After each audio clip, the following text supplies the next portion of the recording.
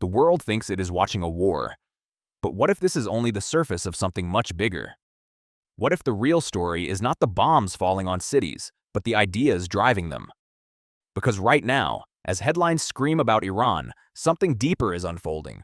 Quietly, strategically, and dangerously. In recent weeks, confusion has taken over global politics. Donald Trump has shifted from bold claims of victory to visible frustration, even threatening those who refuse to stand with him. American media, once divided, is now exposing uncomfortable realities, creating cracks within the very system that once projected strength. But while America appears distracted, Israel seems unusually calm, focused, and precise. And that contrast raises a critical question. Are both countries even fighting the same war? Because while the world's attention is fixed on Iran, another front is silently burning. In Lebanon, entire communities are being uprooted, families displaced overnight, and skies lit with weapons the world once agreed should never be used again. Yet the global response remains muted, almost as if the world has been intentionally distracted. And this is where the story begins to change.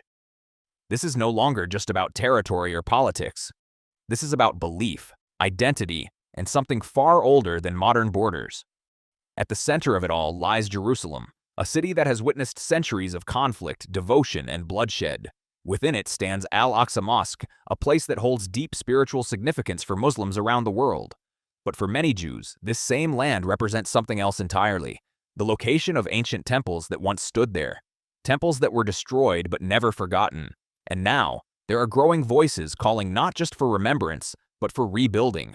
A third temple tied to prophecy, faith, and destiny.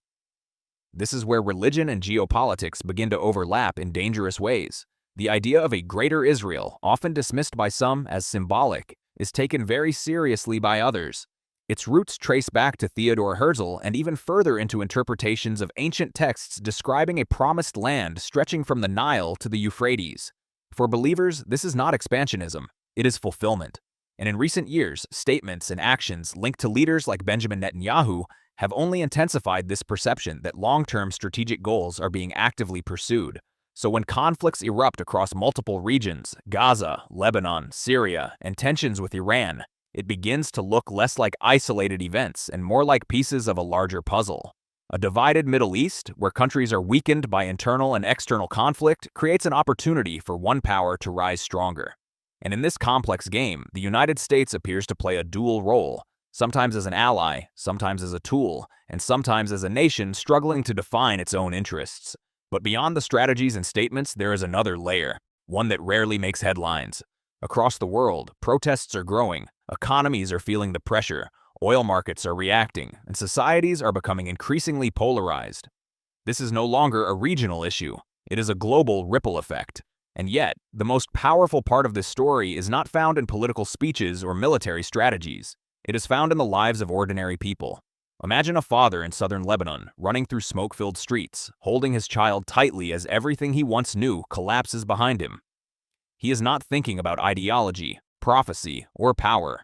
He is thinking about survival, about safety, about a future that now feels uncertain. And he is not alone. Thousands, even millions, share the same fear, the same loss, the same unanswered questions. Because when wars are driven by both power and belief, they do not end easily. They evolve, they spread, and they leave scars that last for generations. Jerusalem is no longer just a city, and Al-Aqsa is no longer just a place of worship.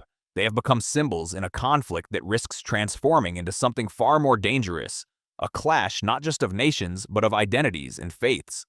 And if that line is fully crossed, the consequences will not be limited to one region or one generation. They will reshape global politics, redefine alliances, and influence the future in ways we cannot yet fully understand.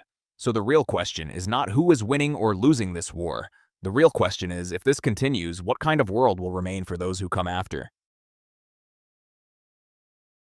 But what makes this situation even more dangerous is that history has seen moments like this before. Moments where conflicts started as political struggles, but slowly transformed into something much harder to control. Because once religion, identity, and power merge into a single narrative, the lines between right and wrong begin to disappear. And that is exactly what we are witnessing today. Across different parts of the world, narratives are being shaped, not just by governments, but by media, influencers, and even ordinary people online. Every side believes it is defending something sacred.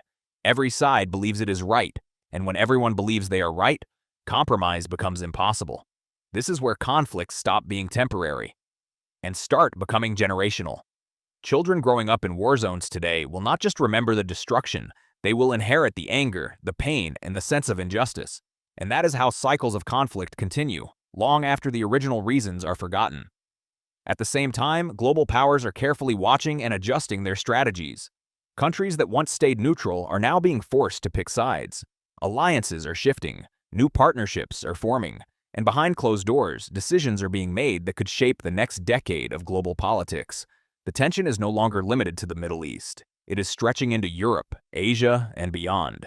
Economic systems are under pressure. Trade routes are becoming uncertain, and the fear of a larger global confrontation is slowly creeping into conversations that were once considered stable. What we are seeing is not just a regional conflict, it is the early stages of a global realignment.